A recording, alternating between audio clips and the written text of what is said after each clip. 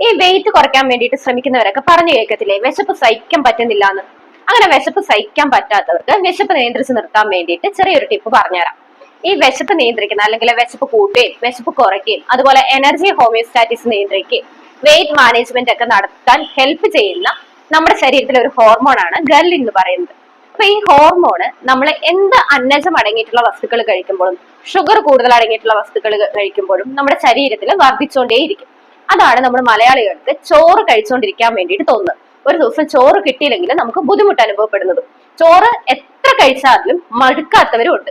അത് ഈ ഗർലിന്റെ പ്രവർത്തനം കൊണ്ടാണ്. കാരണം നമ്മൾ ചോറിൽ അടങ്ങിയിരിക്കുന്ന അന്നജമായിട്ട് കഴിക്കുമ്പോൾ ഈ ഹോർമോൺ വർദ്ധിച്ചുകൊണ്ടേയിരിക്കും, വെയിറ്റും അതിനനുസരിച്ച് കൂടിക്കൊണ്ടേയിരിക്കും. അപ്പൊ ഇത് നിയന്ത്രിച്ച് നിർത്താനായിട്ട് എസെൻഷ്യൽ ഫുഡ്സ് കൂടുതലായിട്ട് കഴിച്ചാൽ മതി. അതായത് കൊഴുപ്പ്, പ്രോട്ടീൻ, മിനറൽസ് ഒക്കെ നിങ്ങളുടെ ഭക്ഷണത്തിൽ ധാരാളമായിട്ട് ഉൾപ്പെടുത്തുക. അത് വിശപ്പിനെ നിയന്ത്രിച്ച് നിർത്തും, വെയിറ്റ് കുറയാൻ വേണ്ടി സഹായിക്കുകയും ചെയ്യും, വയറ് നിറഞ്ഞ പോലത്തെ ഒരു ഫീലിംഗ് നിങ്ങൾക്ക് ഉണ്ടാവുകയും ചെയ്യും.